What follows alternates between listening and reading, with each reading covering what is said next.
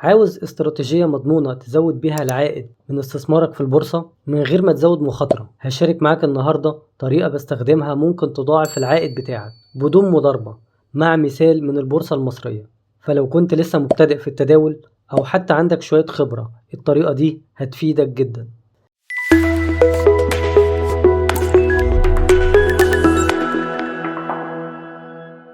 كتير مننا بيتعامل في طريقة استثماره في البورصة بطرق مختلفة. في مننا اللي بيضارب، وفي اللي بيستثمر استثمار طويل الأجل، وفي اللي بيتابع أسهم لشركات معينة ويستنى بره السوق لحد ما تيجي الفرصة المناسبة للشراء، وفي اللي بيحط فلوسه في صناديق الاستثمار وبيريح دماغه.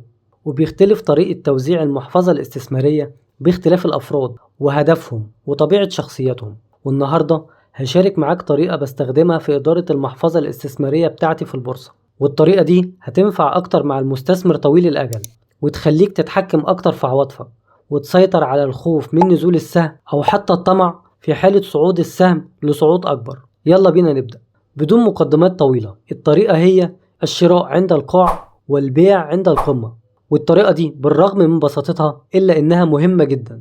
يعني الشراء في أقل نقطة ممكنة وزيادة الوزن النسبي للسهم في حالة نزوله، والبيع في أعلى سعر مناسب والاستفادة من صعود الأسهم.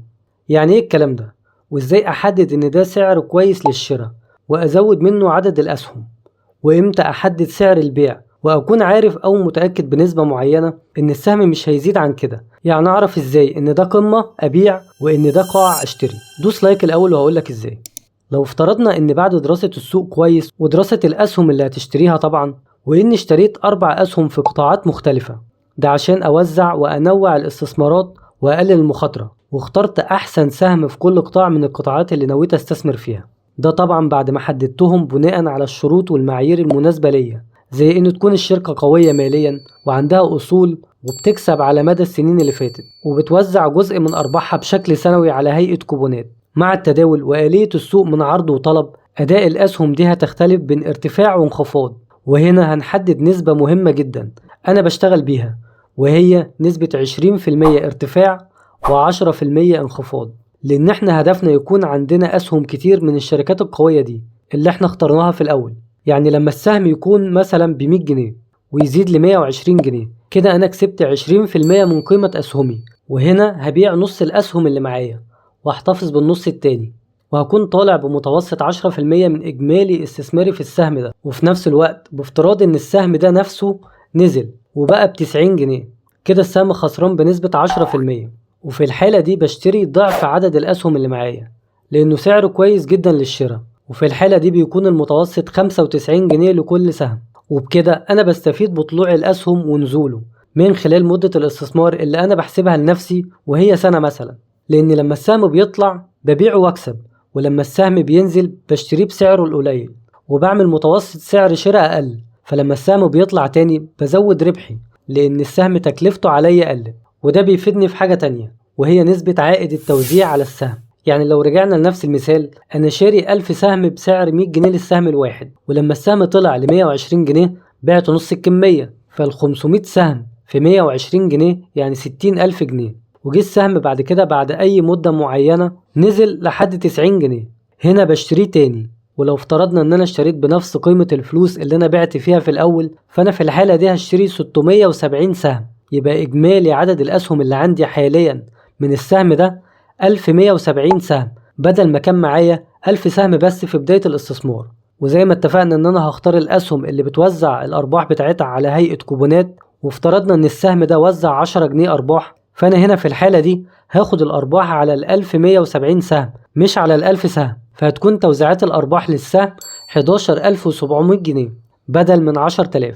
وهتكون نسبة توزيع الأرباح بالنسبة لي على التكلفة الأقل بدل 10% في مثالنا اللي هو 10 جنيه على 100 جنيه سعر السهم الأساسي، في مثالنا هتكون 11 أو 12%. فبكون شغال بنفس الاستراتيجية دي على نفس الأسهم، بشتري لما بينزل وبيع لما السهم يطلع، بس مش بشتري بكل الفلوس أو ببيع كل الأسهم، لأن أنا كده مستفيد بعدد الأسهم الكتير اللي معايا في التوزيعات الدورية للأرباح. يعني أنا بضارب على الأسهم اللي شاري فيها كاستثمار طويل الأجل، وبكده بضاعف المكسب.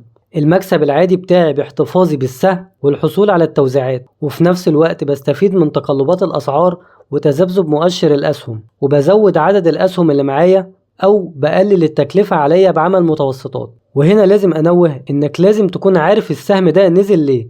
هل بسبب خبر سيء عن الشركة؟ هل التقرير الربع سنوي عن الشركة اللي بيبين الأرباح بيقول إن الأرباح قلت أو مش بالمستوى المطلوب أو المتوقع؟ من الآخر، هل النزول ده سببه مشكلة في الشركة ولا السوق كله عموما نازل؟ ناخد مثال توضيحي على سهم أبو قير للأسمدة والصناعات الكيماوية.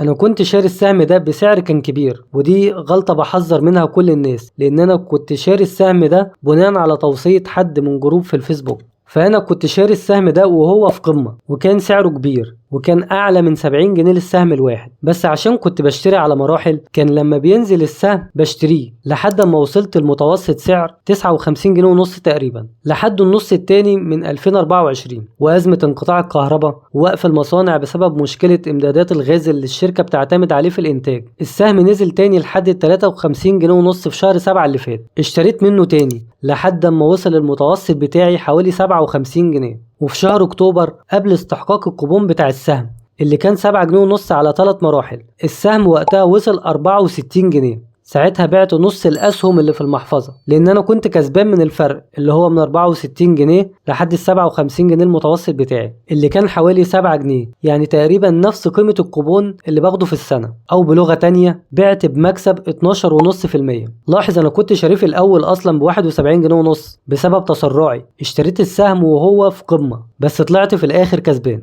لما الكوبون نزل على السهم نزل تاني واشتريته برضو على مراحل ب55 جنيه و54 جنيه تقريبا و52 جنيه ونص لحد آخر سنة 2024 في شهر ديسمبر. حصل هبوط في السوق وناس كتير باعت بسبب الأحداث السياسية اللي كانت في المنطقة، والسهم وصل ل 48 جنيه. وفي الحالة دي اشتريت بكل السيولة اللي معايا وعملت متوسط حوالي 50 جنيه ونص للسهم الواحد. وهنا قررت اعتمد الطريقة دي في الشراء، وتكون الاستراتيجية بتاعتي في التداول والاستثمار في الأسهم. الشراء لما السهم بينزل بيريحك جدا لما السهم يصعد تاني، وبيقلل الخسارة والمخاطرة. فلما الدنيا استقرت تاني والسهم ابتدى يصعد، السعر وصل ل 60 جنيه، بعت نص المحفظة من السهم تاني وكسبت فرق حوالي 9 جنيه ونص للسهم، مكسب إضافي أو 19% مكسب إضافي. وبكده أنا ضعفت مكسبي بأقل مخاطرة ممكنة وبدون مضاربة أو حظ أو مقامرة على السهم. أنا كده محتفظ بالسهم وياخد توزيعات أرباحه اللي جاية. لو نزل هشتري وازود تاني بسعر كويس، ولو طلع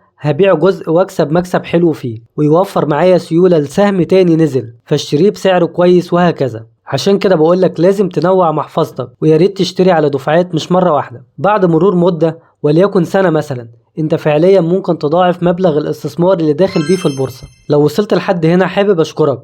لو شايف ان الطريقة دي في الاستثمار مفيدة وانك استفدت منها، اعمل لايك، ولو حابب النوع ده من المحتوى اعمل اشتراك في القناة. ولو عندك طريقة خاصة بيك في البورصة حابب تشاركها معانا، ياريت تكتب لنا في الكومنتات.